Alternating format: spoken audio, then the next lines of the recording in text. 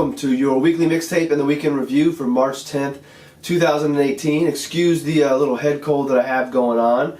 Hopefully get over that pretty soon. But let's get into this week's news events that may be impacting your financial planning and investments.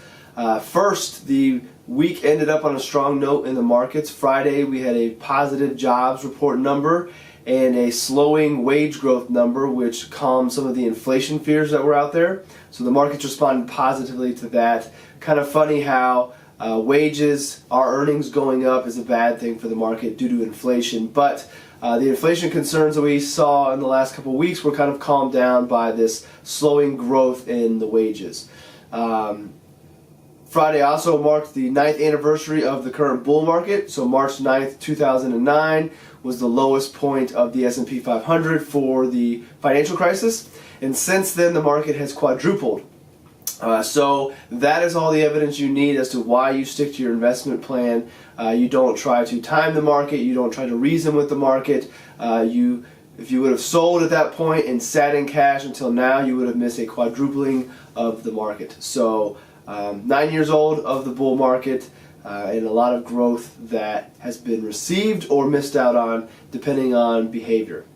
Thursday, we saw President Trump sign the proclamations for the tariffs that we talked about last week on aluminum and steel. At this point, we learned that our friends to the north and south, Canada and Mexico, would be exempt from the tariffs, which from all sources that I've read is a good thing. So the tariffs ended up not being as harsh as they were initially thought last week. Nonetheless, they're still there. We'll see what that does as far as potential trade wars and the fallout from that.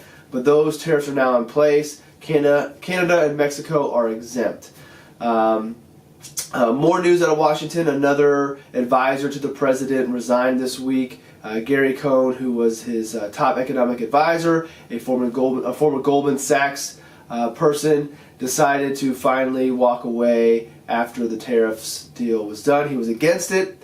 There were rumors of Gary resigning before, but he stuck it out, and finally this must have been the last straw. I'm assuming there's more to it in the background, but having his advice not taken on the tariffs was the final straw that broke the camel's back, and he resigned as well.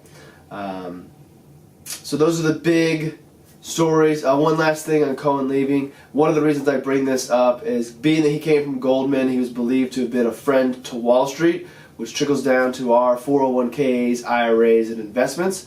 So we lose an ally when it comes to the side of business in the White House as a voice of reason potentially for some of the policies that may come out in the future. Will this be a detriment? Will he be replaced with somebody who could fill that role of being pro-business and pro-investment? We'll see, but that's one of the reasons I've decided to include that in this week's weekend review. One thing to keep an eye on, totally separate but still impacting finances, mortgage rates hit a 4-year high. So if you are thinking of buying, refinancing, you may want to continue to watch this. Now, historically, interest rates in the 4s is still very, very low, but expectations are they will probably continue to go up. So it could be a deciding factor. That being said, don't rush out and buy a house just because mortgage rates are going up. They're still low. You just plan around that. But something to keep an eye on if you are thinking of that area of your planning when it comes to real estate or refinancing or using home equity to do some improvements around the house. Those rates are ticking up and they're at 4-year highs. So that's all the new stuff. March Madness is upon us. We've got conference finals in the tournaments for the NCAA tournament coming up. Last night the boys and I stayed up, watched UNC beat Duke. Go Heels. So they'll be in the finals tonight, which we'll be watching that game against Virginia.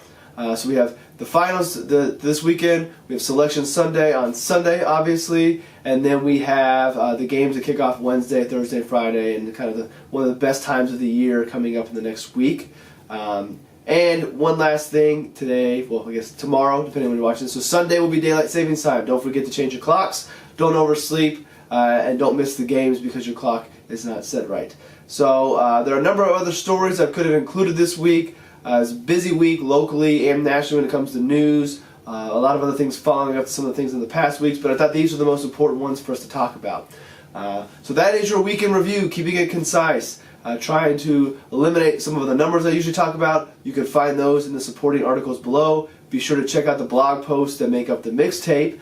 And as always, be sure to subscribe to the blog, subscribe to the podcast, All About Your Benjamins, the podcast on iTunes. There's some great guests coming up. You aren't going to miss those people coming on. And never hesitate to reach out via email at contact@allaboutyourbenjamins.com, or find me on Twitter at just10castelli, JUS10CASTELLI.